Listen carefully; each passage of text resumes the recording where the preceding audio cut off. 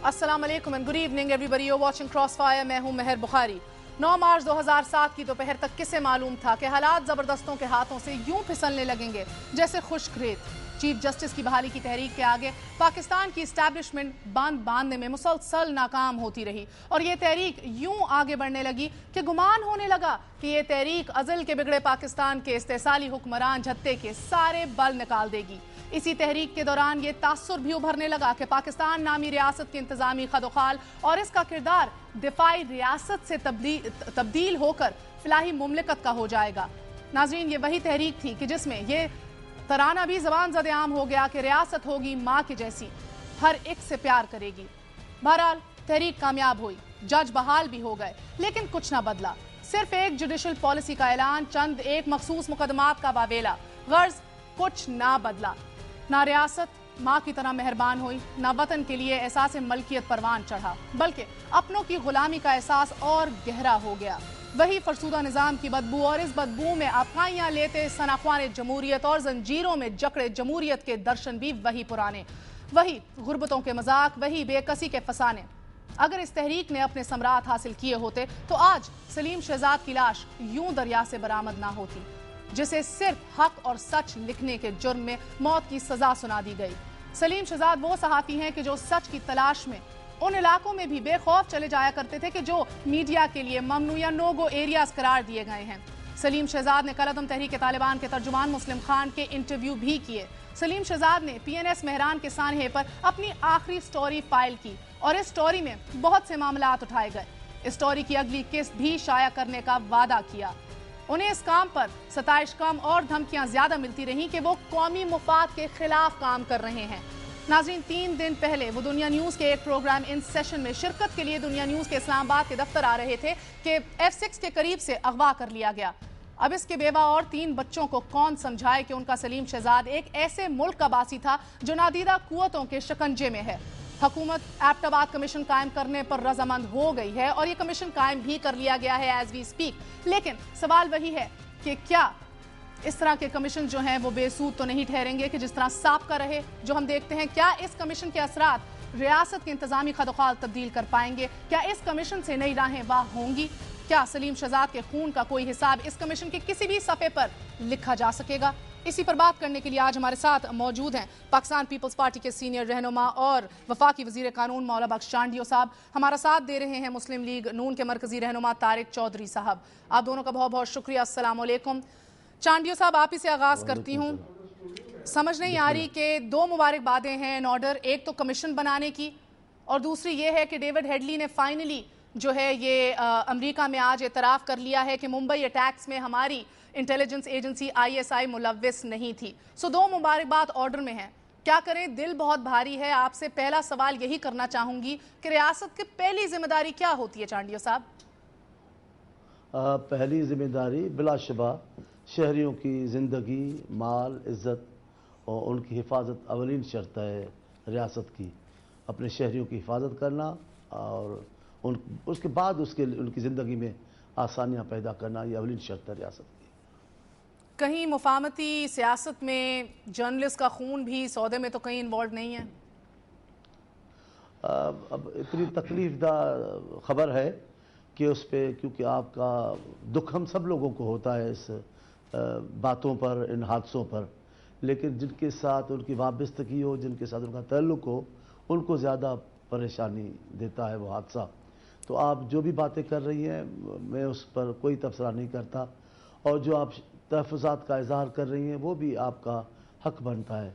लेकिन मैं आपको एक बात कह दूं कि आप रियासत को जिस राह पे लेके जाना चाहती हैं कि एक आइडियल मुल्क हमारा बने और लोगों के लिए, दुनिया के लिए जैसे और मुअज़्ज़म मुल्क है वो बने, तो आप अगली रिवायतों को जो तोड़ना चाह रही हैं, अगली रिवायतों को जो तब्दील करना चाह रही हैं, जो सालों और बरसों से यहाँ अपने पंजे गाड़ के बैठी हुई हैं इस निज़ाम में, उनको ठीक करने के लिए तो मर बीबी बहुत सारी कुर्बानियाँ देनी होगी। मेरी लीडर ने भी तो यही किया है।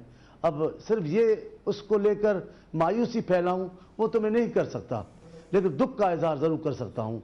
बीबी ने, पार्टी के और लोगों ने, सहाफ़ी और भी कई सहाफ़ी नौजवान खूबसूरत कराची में, यहाँ جن کو دیکھو تو ان کی عمر موت قبول کرنے کی موت کی نیند سونے کی نہیں تھی کئی سیاسی نوجوان، لیکن کیونکہ نظام تبدیل ہو رہا ہے ہم اب اس مرحلے میں ہیں جہاں بہت بڑی بیداری آ چکی ہے زندگی کے ہر شعبے میں، اس قسم کا اداروں کا بالکل چانڈی صاحب کا تھا کلامی معاف، مگر اگر بیداری آئی ہے یا اگر آواز اٹھی ہے تو شاید یہ کہنا غلط نہ ہوگا کہ ہمارے سرکلز یعنی کہ صحافیوں میں سے ہی اٹھی ہے، مگر دکھ اس بات کا ہے، طارق چودھری صاحب آپ کی جانب آتی ہوں، السلام علیکم، دکھ اس بات کا ہے کہ آج بھی ہماری زندگی جان و مال کا تحفظ جو ہے وہ ہمارے لیے 100% کنفرمڈ یا گارنٹیڈ نہیں بنایا جا سکا۔ مجھے یہ بتا دیجئے، چانڈیو صاحب کہتے ہیں کہ ابھی قربانیاں اور دینی پڑیں گی، مگر آپ نے جس مسلم لیگ نون نے آواز اٹھائی جس کمیشن کے لیے، جو آج کمیشن بن بھی گیا ہے، اس کمیشن کو ایٹ لیسٹ ہم تو سچ کی طرف پہلا قدم سمجھ رہے تھے، مگر ہمارا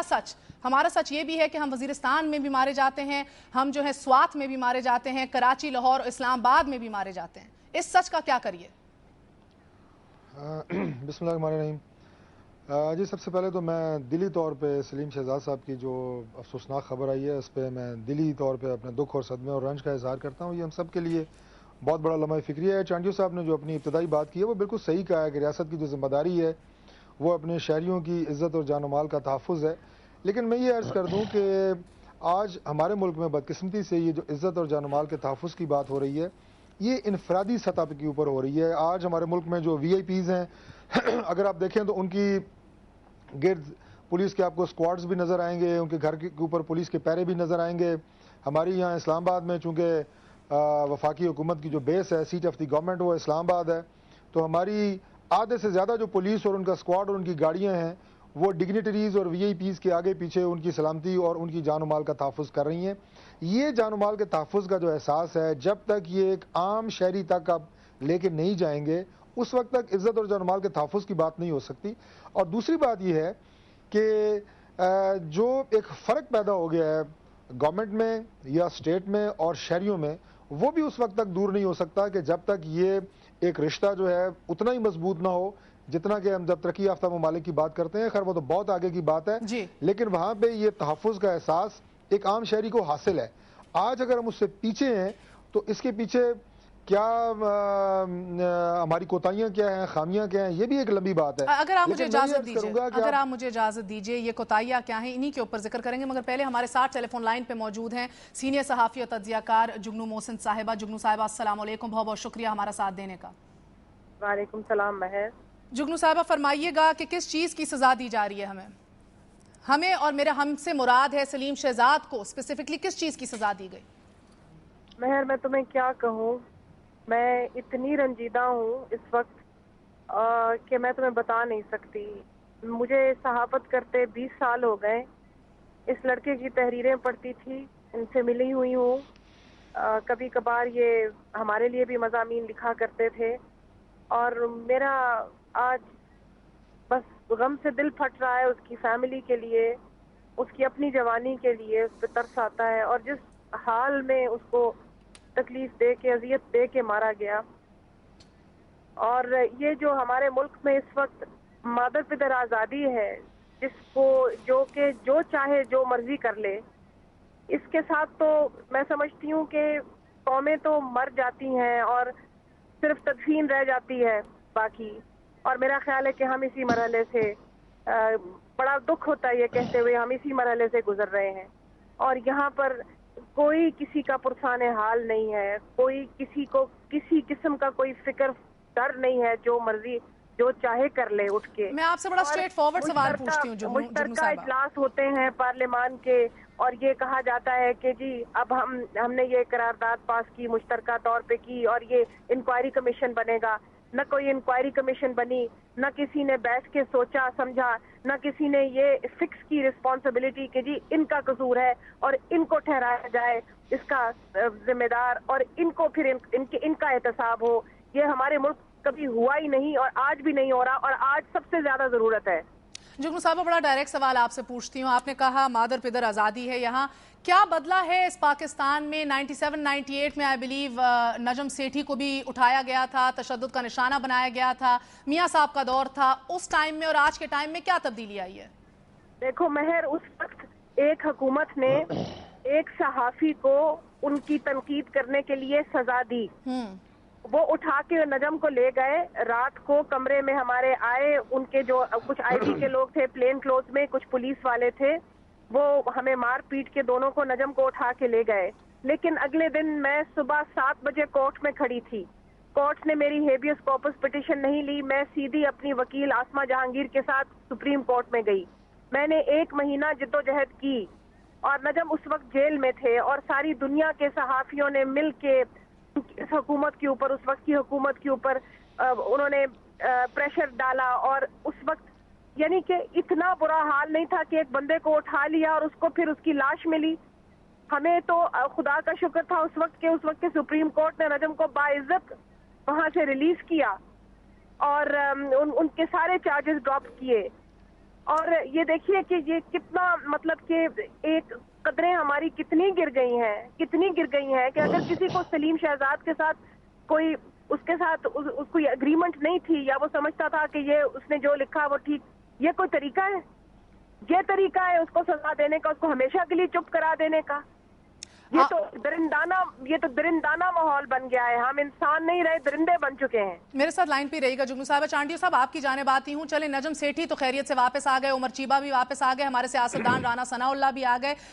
مجھے بتائیے سلیم شہزاد کی بیوہ کدھر جائے, کون سی کورٹ کچہری میں جائے, کون سی ریاست کے سامنے جھولی بچھائے؟ 3 جوان معصوم بچے ہیں, کیا کرے؟ مادر پدر آزادی ہے یہاں, درندانہ جو ہے ماحول ہوا ہے. کیا واقعی آپ کی میری زندگی کا کچھ نہیں پتا؟ میں پھر دوبارہ اپنی بات پہ آتا ہوں. طارق بھائی نے اس مسئلے پہ بھی سیاسی گفتگو کرنا شروع کر دی, اور پارٹی کو, یا پارٹی کی بات نہیں ہے, یا انسانیت کی بات ہے. میں کہہ رہا ہوں آپ کو سلام ہو, آپ کی برادری کو سلام ہو. پرانی روایتوں کو جڑ سے اکاڑ پھینکنے کے کیا ہے, اور جو یورپ کی باتیں کرتے ہیں بیٹھ کے کہ فلاں آزادی, ہم سے بھی کہیں عذاب انہوں نے برداشت کر کے اس آئیڈل سوسائٹی پر پہنچے ہیں. تو یہ بھی پڑھ کر لکھ کر بیٹھے ہیں. دیکھیں لوگوں کو زندہ جلا دیا جاتا تھا اس زمانے میں. اتنی بڑی آزاد ملک ہے, آزاد خیال ملک ہے, کبھی وہاں خاتون اسپیکر نہیں بن سکتی تھی. سالوں کے بعد ہمارے یہاں حالات ہیں, لیکن ہم بھی ارتقاء کے جیسے رستے پہ پہنچے ابھی چل رہے ہیں, کچھ چیزوں کو ٹھیک کرنا چاہ رہے ہیں. میں شہید صحافی کے بیوہ کے جذبوں کا, اس کے ٹھیک کرتے ہوئے مجھے کوئی عملی قدم کیا اٹھایا ہے؟ عملی قدم میں عرض کر رہا ہوں اس کی تلافی ممکن نہیں ہے جو نقصان ان کا ہو گیا ہے. میں کہتا ہوں کہ ایک تو انکوائری ہونی چاہیے, یہ کیسے واقعہ ہوا ہے. دوسرا میں حکومت سے بھی گزارش کروں گا, ضرور کروں گا اس بات پہ, کہ جہاں آپ کے اپنے ادارے ہیں وہاں حکومت کی بھی ذمہ داری بنے گی. میں ان سے بھی گزارش کروں گا, اور انشاءاللہ ان کا ہمارا ذمہ ہونا چاہیے کہ ہم ان کو پھر باقی آنے والی تکلیفوں سے بچائیں. ایسے اقدامات کریں کہ جو تلافی ممکن نہیں تو ٹھیک ہے, لیکن جو ہم کر سکتے ہیں ان کو دکھ کم کرنے کے لیے ہم سب وہ کوششیں کریں. لیکن آپ پھر سمجھ لیں, ابھی طارق کہہ رہے تھے کہ وی آئی پیز کو اسلام آباد میں قتل, گورنر کو اسلام آباد میں قتل کر دیا. میں مسئلہ بتاتی ہوں, اگر آپ مجھے اجازت دیجیے. یہ نہ کرے, یہ باتیں نہ کرے. ہم آغاز میں ہم چیزوں کو ٹھیک کر رہے ہیں. صرف صحافی نہیں, سیاسی کارکن مسلسل تکلیفوں میں عذاب برداشت کرتے آئے, وہ بھی قتل ہوتے آئے ہیں, ٹھیک ہو رہے ہیں. اگر آپ مجھے اجازت دیجیے, جو ٹارچروں میں جاتے ہیں. جی ضرور. میں جگنو سے بھی یہ پوچھوں گی, مگر چودھری صاحب پہلے آپ کی جانب آؤں گی. میں بھی ذاتی طور پہ بھی جو ہے سلیم شہزاد کے آرٹیکلز بھی پڑھتی تھی, ان کی جو بریکنگ نیوز تھی وہ بھی فالو کرتی تھی. کچھ چند میں نے آرٹیکلز جو ہے ان کے پرنٹ کیا, I was just going over it. اگر آپ ان کو دیکھیں تو ان کے بڑے قریبی تعلقات تھے آپ کے تحریک طالبان پاکستان سے بھی, القاعدہ فیکٹس سے بھی, بلکہ جس طرح میں نے کہا مسلم خان کے بھی انہوں نے کئی انٹرویوز کیے. اس کے بعد اسامہ بن لادن کے ویئر اباؤٹس اور اس کی جو موومنٹس تھیں, اسی سال 2011 اپریل میں a month before he was جب انہیں پکڑا گیا, قتل کیا گیا, ان لوگوں نے اپریل کے اندر اس کی موومنٹس کے حوالے سے وہ بریکنگ نیوز دے رہے تھے. اس کے ساتھ ساتھ پھر جو منی کا پورا فائنینشیل ٹرانزیکشنز اور سسٹم ہے پورے طالبان کے, اس کے اوپر بھی گہری نظر رکھتے تھے. بات کرتے تھے کہ ان کے اندر کتنے اختلافات ہیں, اسی لیے افغانستان میں 2006 میں ان کو کڈنیپ بھی کیا گیا تھا, مگر وہ واپس آ گئے صحیح سلامت. میں اب آپ سے جاننے کی کوشش کر رہی ہوں کہ دیکھیں ہمارے پاس 2 چیزیں ہیں جن کو ہم بلیو کر سکتے ہیں. یا تو ایجنسیوں نے ان کو اٹھوا کے مروایا ہے، یا دوسری بات ہے کہ وہی عناصر جن سے بڑے کلوز روابط یا تعلقات بھی رکھتے تھے، جن سے یہ ان ٹچ بھی رہتے تھے، شاید انہی کا ملبہ گرا ہے. یہ ہمیں نہیں پتا کیونکہ ہمارے پاس ایویڈنس نہیں ہے. مگر جب میں چانڈیو صاحب سے پوچھتی ہوں کہ آپ کا عملی قدم کیا ہے، میرا کہنے کا یہ مطلب ہے اگر اسیوم کر لیں کہ آپ نے ابھی تک اوورسائٹ کمیٹیز، پارلیمانی کمیٹی بنائی ہے اپنی ایجنسیوں پہ، سپریم کورٹ مسنگ پرسنز کے کیس میں کہتی رک گئی. چودھری صاحب ایز اپوزیشن آپ کی سب سے گہری نظر ہے، کیا رکاوٹیں ہیں حکومت کی راہ میں؟ میرے خیال میں دیکھیں میں عرض کروں جی کہ جب جتنے بھی بات ہو رہی ہے ابھی چودھری صاحب سے بات ہو رہی ہے، ایک سیکیورٹی کی بات کریں جو میں نے بھی کی ہے، اور چانڈیو صاحب نے کہا ہے کہ اس پہ سیاسی بات ہے، قطعی طور پہ ایسی بات نہیں ہے. میں نے پاکستان کے ایک عام شہری کی بات کی ہے، اور میں صرف یہ بات کی ہے کہ تحفظ کا احساس اگر ان لوگوں کو ہے جو گھر میں گارڈز یا اپنی 7 گارڈز افورڈ کر سکتے ہیں، تو یہ تحفظ کا احساس ایک عام شہری کو ہونا چاہیے، یہ اس کا حق ہے. دوسری بات جو آپ نے کی ہے خاص اس سوال کے حوالے سے، دیکھیں میں چانڈیو صاحب سے دوبارہ یہ ادب سے عرض کروں گا کہ آپ کو اللہ تعالیٰ نے جو منصب دیا ہے، آپ کو یہ الفاظ نہیں ادا کرنے چاہیے کہ جی اس پہ کمیشن بننا چاہیے. آپ کو اعلان کرنا چاہیے تحقیقاتی ٹیم کا کہ کون سی ٹیم ہوگی اور رزلٹس ہم کتنے دنوں میں دیں گے. آج اس قرارداد کے پاس ہونے کے بعد جو کمیشن وزیر اعظم صاحب نے بنایا ہے، اس میں بھی کوئی ٹائم فریم آپ نے نہیں دیا. ٹائم فریم دینا چاہیے، سیاسی باتیں نہیں ہیں، یہ پوری قوم اس چیز کی منتظر ہے. اس نقصان کا ازالہ میں سمجھتا ہوں کہ جو ان کی فیملی کے لیے ہے وہ تو ناقابل تلافی ہے. ان کے لیے ہمارے دل میں بہت ہمدردی بھی ہے، ان کے دکھ میں ہم برابر کے شریک ہیں، اس کا تو اندازہ یقیناً ان کے علاوہ کوئی لگا نہیں سکتا، اور ہماری دعا ہے کہ اللہ تعالیٰ ان کو صبر دے. لیکن کیا یہ جا سکتا ہے کہ اس طرح کے واقعات، سب سے پہلی بات تو یہ ہے کہ یہ قوم کے سامنے آنے چاہیے کہ وہ کون سے ایسے عناصر ہیں جو سچ بولنے والی آوازوں کو دبانا چاہتے ہیں، ان آوازوں کو دبانا چاہتے ہیں جو قوم کے سامنے، میڈیا کے سامنے وہ باتیں لے کے آ رہے ہیں جو لوگ سننا چاہتے ہیں. انہوں نے کوئی بات اپنے آپ سے نہیں کی. آپ کے جو مختلف ٹی وی کے چینلز ہیں، ان کے اینکرز ہیں، ان کا اپنا نقطہ نظر ہوتا ہے. یہ نہیں ہے کہ سارے کے سارے ٹھیک ہی بول رہے ہوتے ہیں. کسی کا نقطہ نظر سے کوئی اختلاف کر سکتا ہے، ہمارے نقطہ نظر سے کوئی اختلاف کر سکتا ہے، لیکن کسی کی آواز کو اس طرح دبا دینا، اور وہ بھی مہذب معاشروں میں، یہ کہیں نہیں ہوتا. اور یہ اگر آج ایک سلیم شہزاد کی باری ہے تو آئندہ کئی ایسے انسان آ سکتے ہیں جو اس زد میں آئیں، جو ہم بھی ہو سکتے ہیں. میں ایک چھوٹا سا وقفہ لوں گی، مجھے چودھری صاحب اجازت دیجیے. میرے سوال کا جواب مجھے ابھی بھی نہیں ملا. واپس آ کے پوچھیں گے جگنو محسن سے کہ آخرکار وہ کون سی رکاوٹیں ہیں حکومت کی راہ میں کہ نہ اس سے پارلیمانی کمیٹی بنتی ہے ایجنسیوں کے اوپر نظرثانی کرنے کے لیے، ایک نظر رکھنے کے لیے، نہ ہی دیگر ایسے حساس معاملات کے اوپر کوئی انکوائری ہوتی ہے، یا کبھی کوئی نتائج سامنے آتے ہیں. یہ کب تک چلتا رہے گا؟ ایک بریک کے بعد.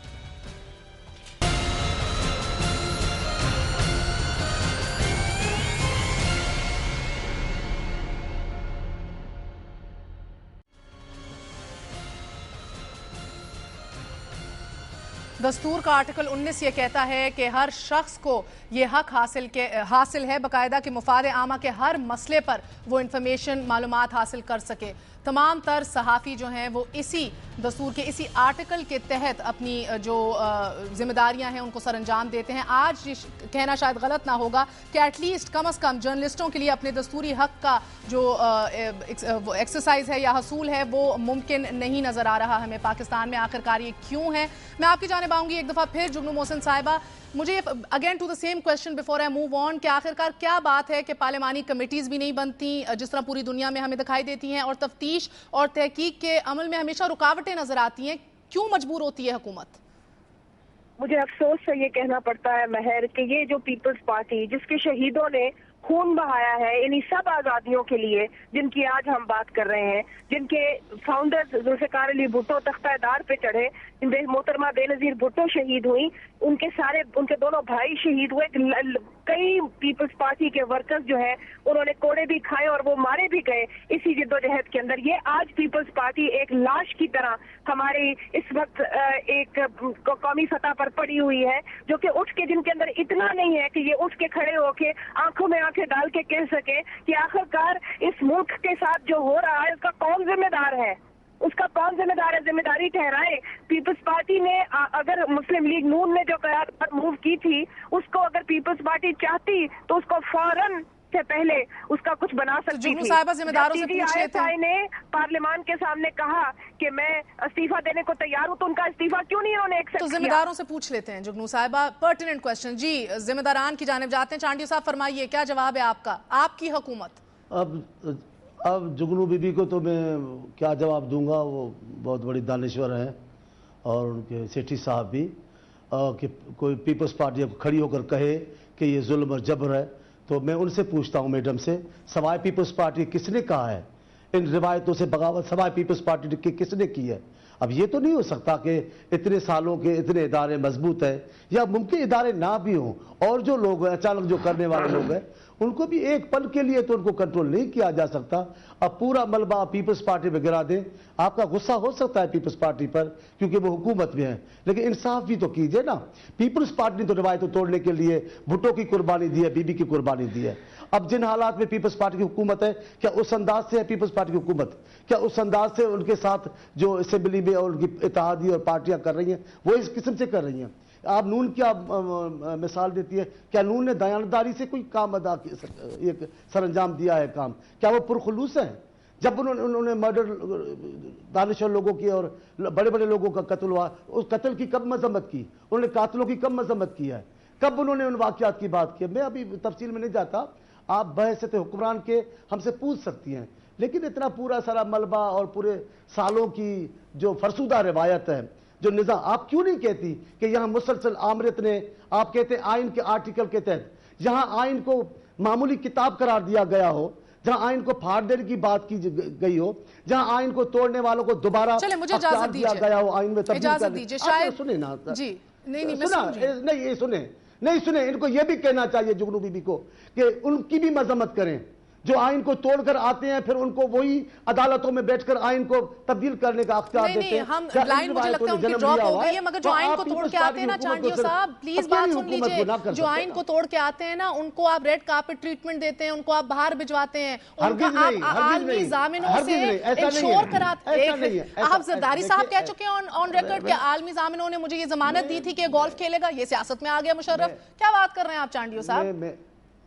میں آج آپ کو اس کی بات کا بھی مجھ سے جواب لے لیں، جن حالات میں پاکستان تھا سوائے پیپلز پارٹی کی، چلو ہم نے بات چیت کی، کون سی حالات میں NRO بھی جائز ہو جاتا ہے، کون سے حالات میں عالمی ضامن بھی آ جاتے ہیں، اگر مجھے اجازت سنیں تو صحیح، مربی بھی سنیں تو صحیح نا، کہ آپ الزام تو لگاتی ہیں، کس پارٹی نے انقلابی جدوجہد کا آغاز کیا اور پیپلز پارٹی مخالف بن گئی تھی؟ پیپلز پارٹی رکاوٹ بن گئی ان کے بیچ میں، سب مفاہمت کے ساتھ تھے، ہم نے ان کو باعزت مفاہمت کے نام ہم نے پر کہا کچھ کہ بھی، اگر مجھے موقع دیجئے میں اب ہم نے ان کی واپسی کی ہے۔ بیک ٹو دی ایشو، شاید اسی لیے دیکھیں نا چانڈیو صاحب، آپ سوال نہیں پوچھتے چانڈیو صاحب، جواب تو دینا پڑے گا، شاید اسی لیے آپ سے اتنی امیدیں وابستہ تھی کیونکہ بی بی خود کھڑے ہو کے ان قوتوں کی طرف اشارہ کرتی تھیں کہ میری حکومتیں بھی یہ گراتے ہیں، میں شاید اسی لیے تھی۔ میں چودھری صاحب آپ کی جانب آتی ہوں، مجھے فرما دیجیے گا کیا یہ ممکن ہے کہ ایسی صورتحال میں جدھر اتنی سخت کنفیوژن ہے، پتہ یہ نہیں ہے کہ دشمن کون ہے اور اپنا کون ہے، ہو سکتا ہے کہ ایسی کوئی تیسرا فریق ہو یا تیسری قوت ہو جو پاکستانی میڈیا اور پاکستانی سیکیورٹی اسٹیبلشمنٹ کو آمنے سامنے کھڑا کرنا چاہ رہی ہو؟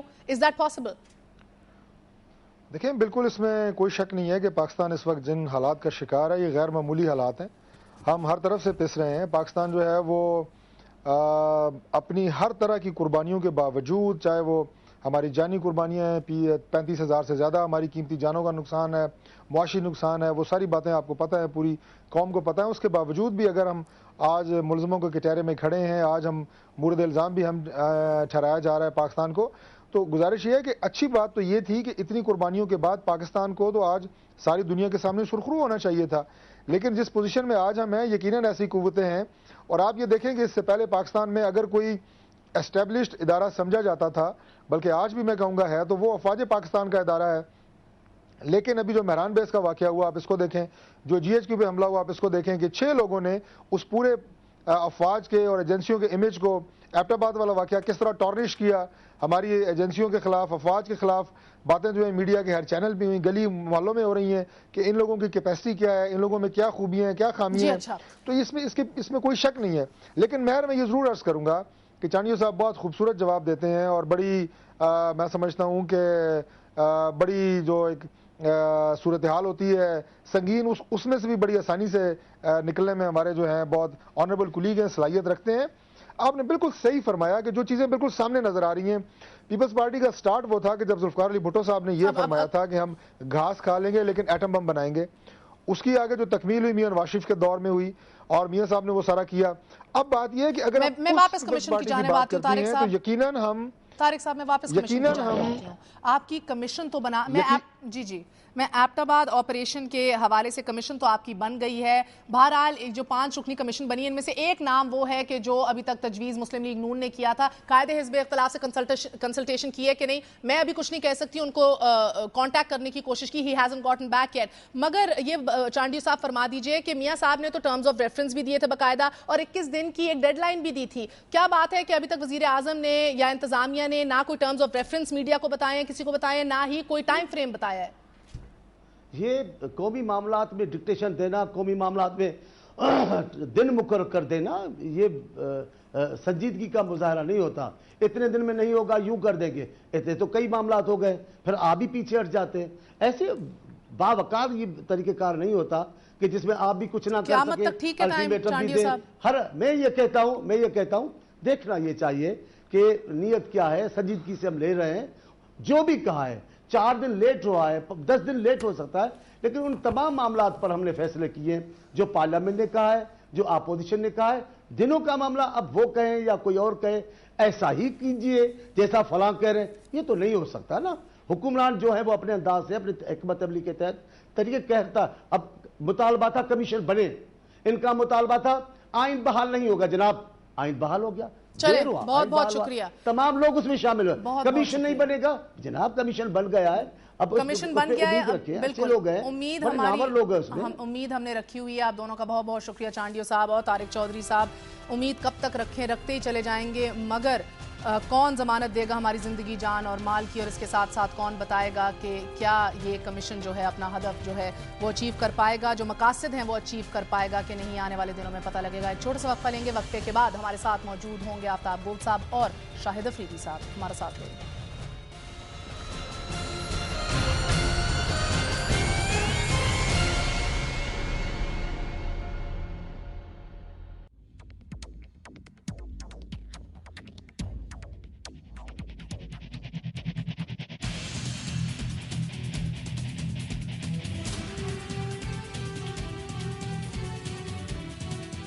जारहाना बल्लेबाजी के बायस 15 साल तक शायकीन क्रिकेट के दिलों पर राज करने वाले मकबूल तरीन क्रिकेटर शाहिद अफरीदी ने पाकिस्तान क्रिकेट बोर्ड के रवैये से दिल बर्दाश्ता होकर इंटरनेशनल क्रिकेट से रिटायरमेंट का ऐलान कर दिया है।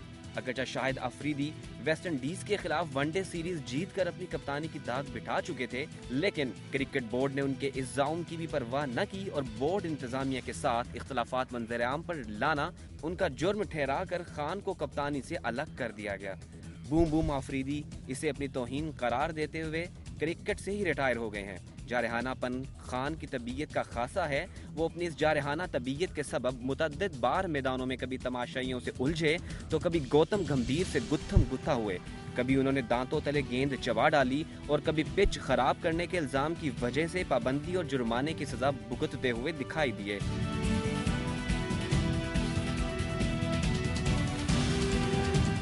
यकम मार्च 1980 को पैदा होने वाले शाहिद अफरीदी ने अपने कैरियर के दूसरे ही वनडे में 37 गेंदों पर 102 रन बनाकर तेज तरीन सेंचुरी का आलमी रिकॉर्ड अपने नाम किया। उन्होंने 325 एक रोजा मैचों में 6 सेंचुरियों और 31 निसफ सेंचुरियों की बदौलत 6,695 रन बनाए। अफरीदी सबसे ज्यादा 289 छिक्कों के भी मालिक हैं। वनडे क्रिकेट में 107 कैच पकड़ने वाले अफरीदी ने 315 विकेटें भी हासिल कर रखी हैं। शाहिद अफरीदी ने 15 साल कैरियर में सिर्फ 27 टेस्ट मैचेस खेले, जिसमें उन्होंने 5 सेंचुरियों और 8 निसफ सेंचुरियों की मदद से 1716 रन बनाए और 48 कैच पकड़े। टेस्ट मैचों में अदम दिलचस्पी के सबब अफरीदी ने 2006 और 2010 में 2 मरतबा टेस्ट क्रिकेट से रिटायरमेंट का ऐलान किया था। शाहिद अफरीदी ने 43 T20 इंटरनेशनल मैचों में 53 विकेटें हासिल की हैं, जो अभी तक इस तर्ज की क्रिकेट में किसी भी बॉलर की सबसे ज्यादा विकेटें हैं। लेकिन कोई कितना बड़ा खिलाड़ी है, किसने मुल्क का कितना नाम रोशन किया है, इन बातों से यहाँ किसी को फर्क नहीं पड़ता। यहाँ बस इदारे शख्सियात की जाती पसंद और नापसंद की बुनियाद पर चलाए जाते हैं। इनकी नज़र एक शाहिद अफरीदी हो भी जाए तो क्या है।